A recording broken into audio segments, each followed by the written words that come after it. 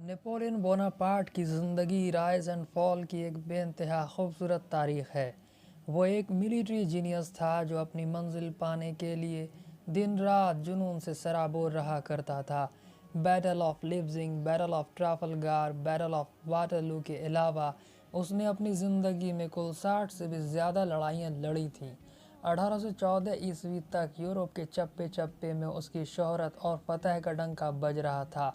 J.H. Has अपनी मशहूर किताब a political and social history of modern Europe में लिखते हैं, from 1799 to 1814 the history of Europe was the history of France and the history of France was the history of Napoleon Bonaparte. Napoleon Bonaparte का जन्म Corsica द्वीप में अचाचिका शहर में एक साधारण परिवार में हुआ था। वो बचपन से ही बड़े बड़े सपने देखने और उसे हकीकत में बदलने वाला एक ज़िद्दी इंसान था, और इसी ज़िद और काबिलियत के दम पर वह तरक्की करते हुए 1804 ईस्वी में एक मामूली सोल्जर से फ्रांस का एम्परर बना था। लिबर्टी, इक्वालिटी और फ्रेटर्निटी फ्रेंच रेवोल्यूशन की विरासत थी, और इसी इक्वालिटी ने उसे ये मौका दिया था कि वो अपने हुनर को दुनिया के सामने पेश कर सके। इस बात को कबूल करते हुए वो कहता है, ability is nothing without opportunity. बेशक वो रेवोल्यूशन का बेटा था, और ऐसा बेटा जिसने अपनी माँ की हत्या कर दी थी, क्योंकि उसने लोगों को इक्वालिटी तो दी मगर उनसे लिबर्टी और फ्रेटर्निटी को छीन लिया। वो कहता है, I am the revolution, I have destroyed the revolution. Napoleon ने भले ही अपने एम्परर बनने का ऐलान मई 1804 में किया हो, मगर नवंबर 1799 से ही पूरा फ्रांस उसकी गिरफ्त में आ चुका था। मार्च 1804 में उसने अपने एम्बिशियस कोड, जिसे सिविल कोड या नेपोलियनिक कोड भी कहते हैं, उसे पूरे फ्रांस और पूरे एम्पायर में इंट्रोड्यूस किया। इस कोड की अहमियत उसकी नज़र में बेइंतहा बुलंद थी। वो कहता है, यह सिविल कोड उसके लिए उसकी जीतों से भी बढ़कर है। इस कोड के ज़रिए उसने सर्वडम सिस्टम को ख़त्म कर दिया। ये एक ऐसा सिस्टम था जिसने यूरोप की मेजॉरिटी पॉपुलेशन को पीजेंट बना रखा था, जिनकी हालत ग़ुलामों जैसी ही बदतर थी। उसने फ्रांस समेत अपने पूरे एम्पायर में रहने वाले लोगों को राइट टू प्रॉपर्टी, इक्वालिटी दी, और उन्हें अपनी एबिलिटी को दिखाने का मौका दिया। वो कोई डेमोक्रेटिक तो था नहीं, मगर उसने अपने एडमिनिस्ट्रेशन में डेमोक्रेटिक प्रिंसिपल्स को फॉलो किया।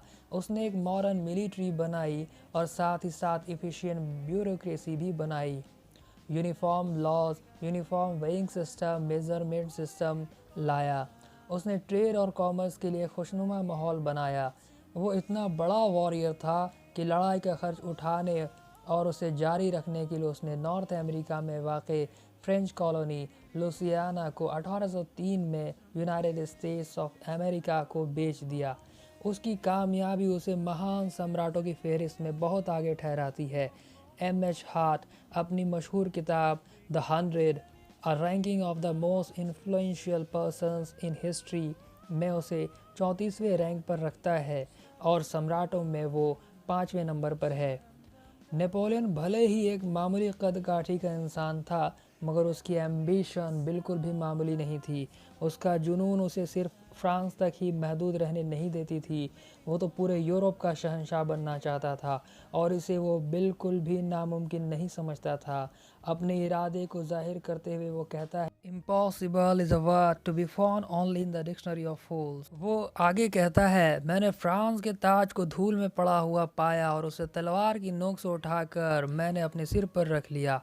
नेपोलियन ने अपनी पहली शादी 1796 ईस्वी में एक स्टाइलिश विडो जोसेफाइन से की, और दूसरी शादी 1810 ईस्वी में मैरी लुइस से की। ये ऑस्ट्रिया की प्रिंसेस और मेरी एंटोइनेट की भतीजी थी। मेरी एंटोइनेट फ्रेंच किंग लुइस 1793 ईस्वी में गिलेटिन दे दिया गया था। पूरे यूरोप में नेपोलियन की तूती बोल रही थी, मगर उसके मुखालिफ इंग्लैंड, ऑस्ट्रिया, प्रेशिया, रशिया हमेशा उसे दबाने की ताक में लगे रहते थे, और एक वो था जो एक एक करके पूरे यूरोप की फतह पर जा निकला था। दूसरे देशों की आवाम भी उसका और उसकी सेना का वेलकम एक लिबरेटर, मुक्तिदाता के तौर पर किया करती थी। उसने विदेशों में बताया नेशनलिज्म क्या है, उसने नेशनलिज्म का कैंपेन किया, स्प्रेड किया। ठीक है कि नेशनलिज्म की फीलिंग जब लोगों में जाग गई तो वो लोग नेपोलियन और उसकी सेना के ही दुश्मन बन बैठे। आखिरकार वो थे तो विदेशी ही। ट्रीटी ऑफ टिल्सित ने तो पूरे यूरोप को उसके कदमों में ला कर इस समय वो अपनी ताकत के बिल्कुल उरूज पर था। कुछ वक्त के लिए ही सही नेपोलियन और रशिया के बीच दोस्ती हो गई। अब वो सिर्फ फ्रांस का ही बादशाह नहीं रहा था, बल्कि राइन कॉन्फेडरेशन, जर्मन कॉन्फेडरेशन का चेयरपर्सन बन गया था। वो इटली का किंग भी था, स्विस रिपब्लिक का प्रेसिडेंट था। ऑस्ट्रिया और प्रशा हार कर उसके पांव पर लौट रहे थे। हॉलैंड, नेपल्स, वेस्टफेलिया पर उसके बड़े भाइयों का शासन था। हाँ, स्पेन वालों ने नेपोलियन बोनापार्ट को बुरी तरह से हराया था। इस बात को कबूल करते हुए उसने कहा था, द स्पेनिश अल्सर रियून मी। बहरहाल किसी ग्रीक पोइट ने ठीक ही कहा है, हुज़ोवर शैल टेक द सोर शैल पेरिश बाय द सोर। खैर, अब बोनापार्ट का जवाल का वक्त सामने था। 1815 में बेल्जियम के वाटरलू के मैदान में नेपोलियन बोनापार्ट और ऑस्ट्रिया, ब्रिटेन, प्रशिया, रशिया की कंबाइंड फोर्सेस के बीच में लड़ाई हुई, जिसमें नेपोलियन बोनापार्ट हार गया। उसे कैद करके अटलांटिक सागर के सेंट हेलेना द्वीप पर बंदी बनाकर रखा गया, जहां 5 मई 1821 ईस्वी में स्टोमक अल्सर से उसकी मौत हो गई।